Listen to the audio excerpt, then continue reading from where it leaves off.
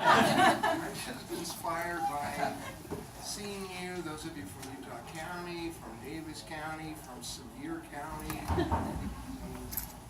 This is a lot more representative of Utah than the people I work with every day, I'll tell you that. Yeah. And look, give me that coffee cup. I want to make sure on this. I don't want any problems here. The evidence is gone. So, I mean, I'll talk for a couple of minutes and then let's just throw some things out and see what we can do and where we can go. I guess the core of me says that you really are more representative than the Utah legislature. They are not bad or evil people. You would love to have most of them as your next door neighbor, and they'd be willing to take the shirt off their back and give it to you. They're not bad people. But they are all the same person. And they view the world the same way. And they're quite annoyed a lot of the times when I happen to bring up another perspective, because it doesn't add up. And so there's a lot of reasons for that, and we can talk about it, redistricting or a lack of it, and our inability to get people to actually vote and participate and get into the process. And look around this room. Look at the power here. Look at the faces here. Look at the different colors here. We represent the future of the state of Utah. And that's what we're going to do.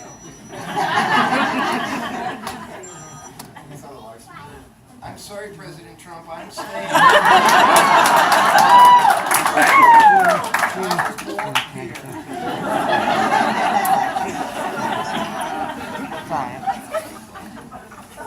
So there is that problem. And time after time, Utah has the lowest wages for women in the United States of America. And we're not ashamed of it. We have a lot of excuses. Our judges, we have 112 judges. We have less diversity in our judges than any other state, including Idaho, and Wyoming, and Mississippi. It's all the same people. And you know what? That doesn't lead to a good mix of democracy. So that means we've got to do a few things. One of them is we've got to come up with great, amazing, experienced candidates that know the community, that are enmeshed, that are part of the community, and we have to work with them to build them up to be our representatives. That's what it takes. We need to find those people, and then we need to support them. Not as Democrats. You know, the Democrats, I was chairman of the Democratic Party for 3 years, and there's problems. We can't use that model. The Democrats can't pick anybody until June or July before the election, and by then it's too late, and who knows what goes on behind the closed doors. We need to begin making selections now, and we need to begin to nurture people, and we need to begin to educate them, and we need to begin to say, you know what, you need to be in the parade, and that costs $300 as an entry fee. We're going to help you. We're going to march with you, and we're going to help you come up with the $300. And you need to be there at this dinner or at that event or at this neighborhood group, and we're going to support you. And it may mean we start with a very few people that we can all concentrate on and win that way. We may not be able to win everywhere in Utah County yet, but I'll tell you, on the west side of Salt Lake, Yeah. That's our territory. And we have some very conservative people over there. The father of payday loans is on the west side of Salt Lake. Can you imagine? The man who destroyed Medicaid Expansion is on the west side of Salt Lake City.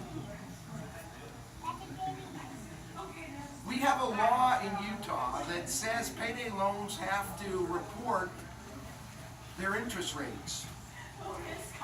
But we don't have a law that says they're capped. The average payday loan last year in the state of Utah, 472%. And oftentimes they are given to people who are desperate. Medicaid expansion. You may hate Obama, you may hate Obamacare, you may hate everything about socialism, but you know what?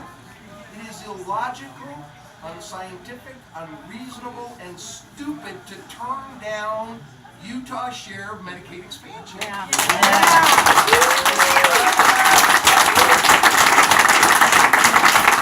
Since January 1st, 2014, Utah, we all have been sending money to Washington for Medicaid expansion. And it goes in a big barrel. It says Utah on it. That's the money we put in. It's enough money to pay for health care for 128,000 poor Utahns. Okay, I'm going to count to 128,000 just to show you how big a number that is.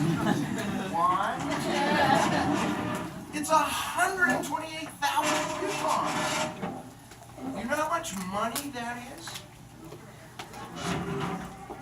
Utah's share every year, $747 million. That's what we're turning down. Doctor, can I have a piece of paper? This is what happens. Every year,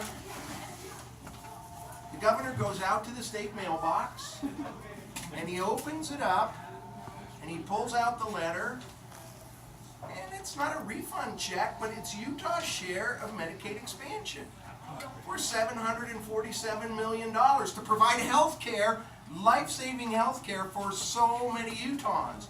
And what does the governor, and what does the legislature, and what does our congressional delegation do when they get the check? They go,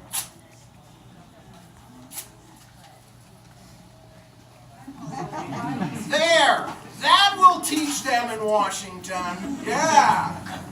But let me tell you, if it's a check for some kind of transportation road, or it is to lobby against this, or it is to build a road into sacred lands, or if it's something they want for a pipeline, they can't wait to get their hands on it. So their dislike of federal money only begins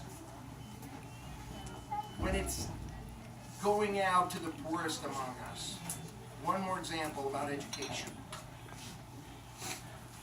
The road out of poverty, the road out in America of all of the problems that we have come from one thing. They've always come from one thing, and that is education. And Utah had a long history of being proud of our commitment to education. Until about 20 years ago, when the Republicans decided, you know, we don't really need a public education system. Let's see what we can do. Utah ranks 50th in education spending, and it's not like it's by a little bit. Utah's 50th. The Mississippi, we spend $6,400 per child. The Mississippis and Alabamas are at $7,300. I mean, those mathematicians told me, and I don't know how they figure this stuff out, that if there were 93 states, we'd be 93rd. We were not even close. We have the biggest classrooms in America, by far, by 6 children, between us and the next group up. We pay our teachers the worst per person, and so we are on this treadmill to disaster. And if you happen to be a minority child, you're in big trouble, because we have the biggest achievement gap in the United States between our white children and our minority children. One more story and then we'll take some questions. I volunteer at Rose Park Elementary, which isn't far from here. And it has changed my life more than just about anything I've ever done. So it's an hour with the kindergartners and an hour with the fifth graders. And the deal was, by the teachers, fine, but no blah, blah, blah. You're there to help. You're not going to be lecturing the kids on redistricting. Fair enough. So there, and I hadn't been in a classroom in 40 years, there on the floor were 28 kindergartners. You just can't believe the magic and the power and the energy as these children are sitting down on this big plastic sheet, and that teacher, like a maestro, is going, and the kids are doing whatever she says. It's just astonishing. Every one of those faces, brown or black. And after a few months of going, I was looking at the children, and I couldn't help myself. I got emotional. And the kids noticed. And they thought there was something drastically wrong with that guy when he shows up. And I'll tell you what was going through my head. The fact that 40% of our minority children will not graduate. 40%. So I was saying in my head, which half of these children are not going to graduate? And what are the consequences of that? What are the consequences for the children, for their families, for our judicial system? Can they even get a minimum wage job?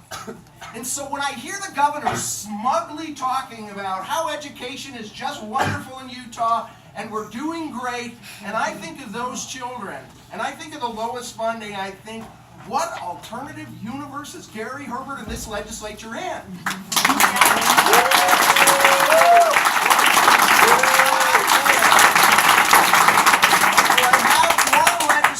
My number one legislative priority is simple. Before we went to a flat tax, we topped out at 7%. They are coming to you with a tax increase to pay for our miserable funding. And frankly, I'm okay. The money goes to our neighborhood schools, fine, raise the tax. And they're talking about 7/8%. The problem with that is, the woman whom I met with 3 children, who's a single mom and works at the Grand America cleaning rooms, is making $9.34 an hour. And she's trying to raise those children on less than $1,600 a month and feed them and have a place to live. So we're going to raise her taxes by 7/8%. And I said to the group that's proposing this, look, that will bring in, by the way, about $750 million, which is needed. But I said, I run some numbers. If we went back to a 7% tax, just on people making $500,000 a year and more, or more, if we raise that back to the way it was, it would bring in $287 million a year. We'd be more than a third of the way there. And frankly, I have yet to meet one person who makes $500,000 a year or more that hasn't said, are you kidding? Raise away. Of course, we're the ones that profited. Of course, we survived before the flat tax, and let us lead the way. And so until we're willing to raise the tax on those who have been the great beneficiaries, I don't know how we go back to that struggling mom and say, we're ready to have everybody pay more tax for education. My philosophy in government is really simple. I really just got into politics not long ago, and my uncle, who was 92, the night I was elected, called. It was a landslide. I won by 6 votes. And he called and he said, so, I couldn't get out of the house. I don't know if you won or lost. And I said, well, we won. And he said, all right, Jimmy. He said, you remember one thing. Now that you can be a fancy-ass senator. Sorry. He said, you remember something. You stand on that floor of the Senate and wherever you go, and you remember something. It's not about the lobbyists, it's not about the rich, it's not about taking care of those who already have.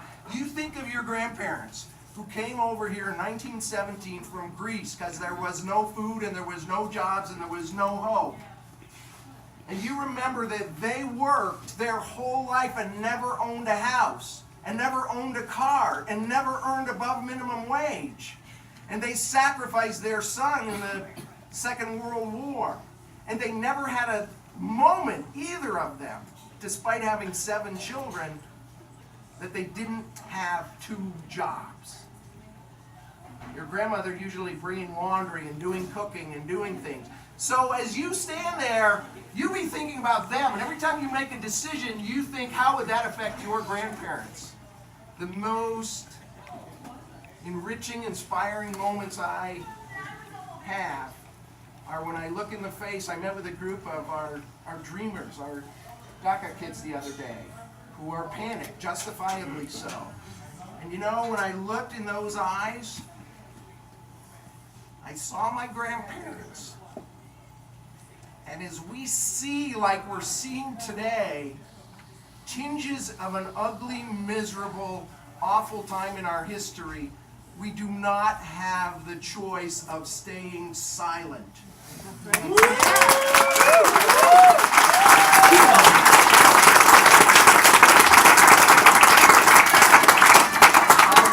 to stay involved. Give us all the creepy bureaucratic things. We are setting up, we're working with a company called Qualtrics out of Provo, and they are going to help us with our data.